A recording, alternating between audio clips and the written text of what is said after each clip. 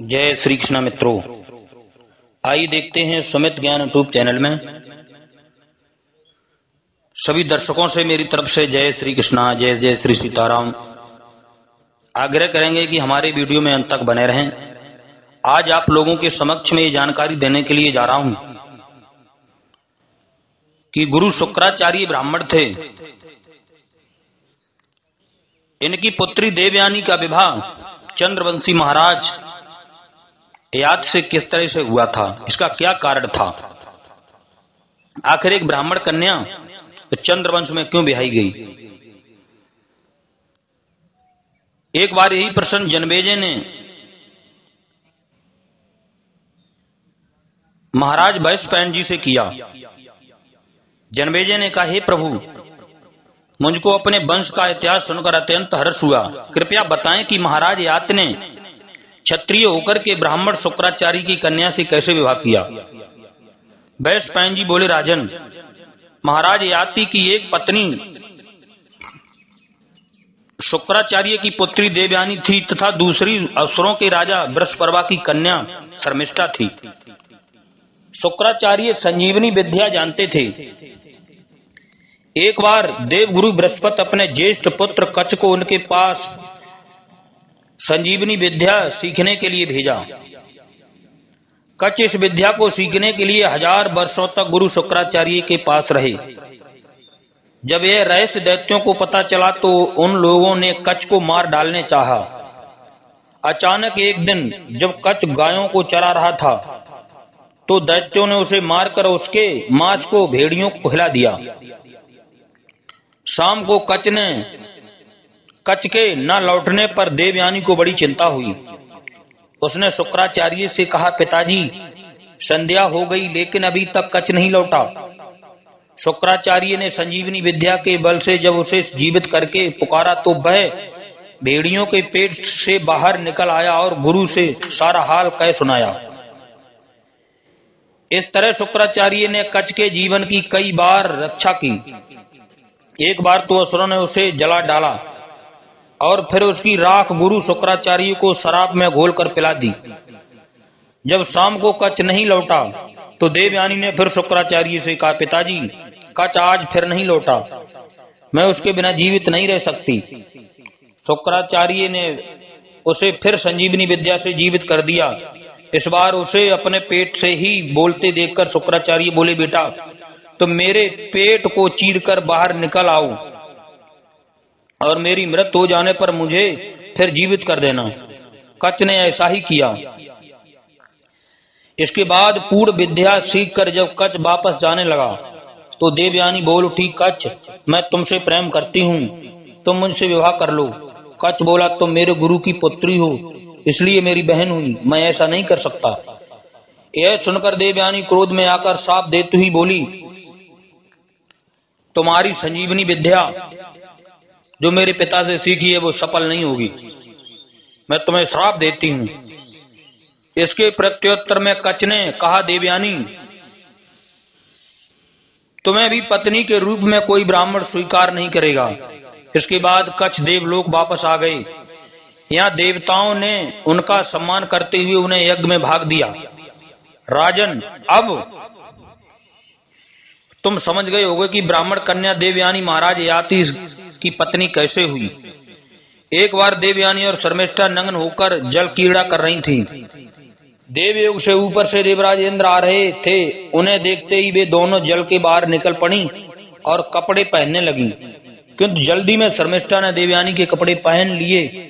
इस पर देवयानी को बड़ा क्रोध आया और वह बोल उठी, अरे दुष्टा, आज तूने मेरे वस्त्रों को पवित्र कर दिया। इतना सुनते ही शर्मिष्ठा देवयानी से भड़क पड़ी और मौका पाकर उसे कुएं में ढकेल कर अपने घर चली गई। सहसा उधर से याति शिकार खेलने निकले। वहां प्यास लगने पर वे कुएं के निकट जा पहुंचे और फिर उसमें देवयानी को गिरी देखकर उसे बाहर निकाला। देवयानी ने घर वापस आकर सारा किस्सा शुक्राचार्य को बताया। शुक्राचार्य को यह सुनकर बड़ा क्रोध आया और वे देवयानी सहित नगर छोड़कर जाने लगे। इस पर दैत्यराज बृहस्पति गुरु शुक्राचार्य को मनाने लगा। शुक्राचार्य बोले, यदि देवयानी को प्रसन्न कर लिया जाए तो मैं भी प्रसन्न हो जाऊंगा। बृहस्पति ने इस पर देवयानी से कहा, देवयानी तुम जो चाहोगी मैं उसे पूरा करूंगा, अब तुम प्रसन्न हो जाओ। देवयानी ने उत्तर दिया कि शर्मिष्ठा जीवन भर मेरी दासी बनकर रहे तो मैं प्रसन्न हो जाऊंगी। शर्मिष्ठा को जाति हित को ध्यान में रखकर उसे स्वीकार करना पड़ा। इसके बाद देवयानी की इच्छा से शुक्राचार्य ने उसका विवाह राजा याति से कर दिया। अब दासी के रूप में शर्मिष्ठा को भी उसके साथ जाना पड़ा। बाद में देवयानी के यदु और तुर्वस नामक 2 पुत्र हुए। इसी बीच एक दिन शर्मिष्ठा ने याति से पुत्र प्राप्ति के लिए निवेदन किया। राजा याति ने उसकी बात मान ली। इससे शर्मिष्ठा के भी द्रा, अनु और पुरु नामक 3 पुत्र हुए। लेकिन देवयानी को इसका पता चलते ही वह बहुत रुष्ट होकर शुक्राचार्य के पास चली आई।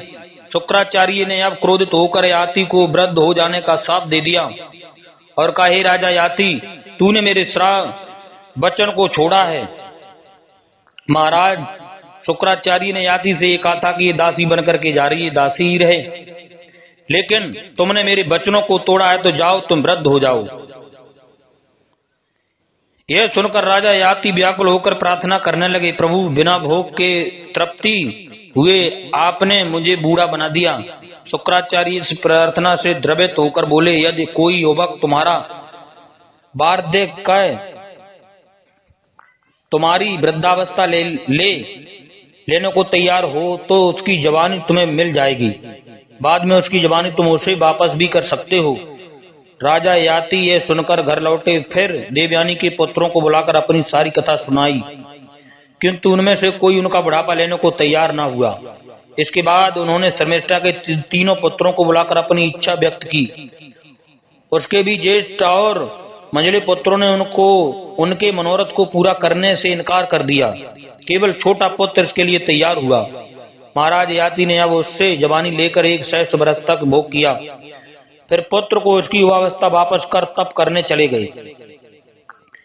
इतना सुनने के बाद जन्मेजय ने कहा, हे देव, अब मैं पुरु वंश में जितने यशस्वी राजा हुए उनका वर्णन सुनना चाहता हूँ। वैश्वान्य का राजा याति के यदु नामक पुत्र से यदुवंश चला। इसी यदुवंश में भगवान श्री कृष्ण ने आकर के अवतार लिया। यदु के 56 पीढ़ी पर आकर के भगवान कन्हैया ने अवतार लिया था। यदु से आगे यादव वंश चला। पुरु से जन्मेजय, उनसे प्राचीनबान के वंश में आगे चलकर ईलिन नामक राजा हुए। ईलिन से महाराज दुष्यंत हुए, जिनकी शकुंतला नामक पत्नी से चक्रवर्ती सम्राट हुए। इन्हीं के वंश में आगे चलकर महाराज शांतनु हुए। शांतनु से भीष्म हुए। शांतनु की दूसरी पत्नी से विचित्रवीर्य और चित्रांगद 2 पुत्र हुए। चित्रांगद बचपन में गंधर्वों से युद्ध में मारे गए और विचित्रवीर्य राजा बने। विचित्रवीर्य की 2 रानियां थीं, अंबिका और अंबालिका। लेकिन विचित्रवीर्य 6 रोग से पीड़ित थे, इसलिए वे निसंतान ही मर गए। तब उनकी माता सत्यवती की आज्ञा से वेद व्यास ने अंबिका से धृतराष्ट्र, अंबालिका से पांडु और उनकी दासी से विदुर को उत्पन्न किया। धृतराष्ट्र की पत्नी गंधारी के 100 पुत्र हुए। उनमें से सबसे बड़े का नाम दुर्योधन था। उनकी एक कन्या भी हुई जिनका नाम दुशाला था। पांडु के 2 पत्नियों से 5 पुत्र थे। कुंती से युधिष्ठिर, भीम, अर्जुन तथा मांद्री से नकुल और सहदेव हुए। द्रौपदराज की कन्या द्रौपदी 5 पांडवों की पत्नी थी। द्रौपदी के 5 पुत्र प्रत्यभ्य,